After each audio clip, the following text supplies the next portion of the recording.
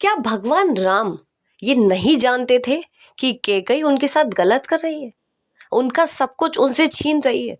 पर फिर भी भगवान राम ने अपना कर्म नहीं छोड़ा, क्योंकि उन्हें मालूम था कि अच्छे कर्मों का फल अच्छा ही होता है।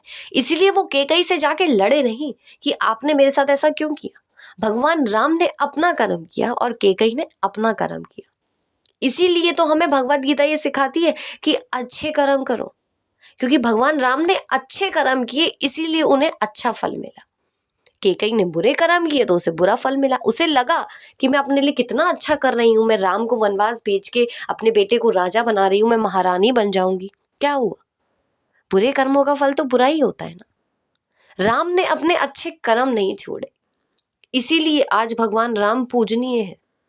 कैकेयी मंत्रा से तो लोग नफरत करते हैं, उनके लिए तो लोगों के दिलों में गुस्सा है कि हमारे राम को उन्होंने वनवास भेजा। पर राम के दिल में बिल्कुल भी गुस्सा नहीं थी, क्योंकि वो जानते थे वो कैकेयी का कर्म है, ये मेरा कर्म है कि मैं उनकी आज्ञा का पालन करूं। एक बेटे का फर्ज है अपना कर्म करना। इससे बहुत चीजें समझ में आती हैं कि अगर आपके साथ कोई बुरा कर रहा है तो आपको उसके साथ बुरा करने की जरूरत नहीं। जो बुरे कर्म कर रहा है उसका फल बुरा मिलेगा, अगर आप अच्छा कर्म कर रहे हैं तो आपको अच्छा फल मिलेगा, जैसे भगवान राम ने किया। यही तो भगवत गीता सिखाती है। भगवत गीता और रामायण कभी भी कुछ गलत नहीं सिखाती है, पर इंसान सीखना ही नहीं चाहता।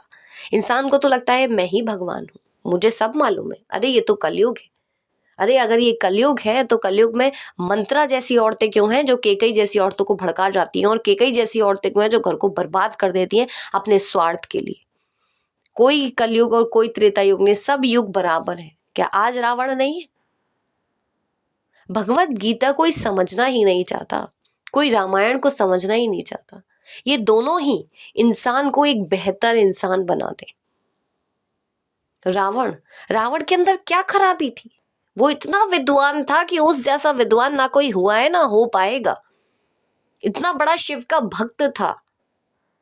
रावण जैसा विद्वान कोई नहीं हुआ है और ना हो पाएगा, पर रावण के कर्म बुरे थे। रावण ने क्या किया? पराई स्त्री को घर ले आया। कितने बुरे कर्म करे कि वो राम जी से ही अपशब्द कह रहा है।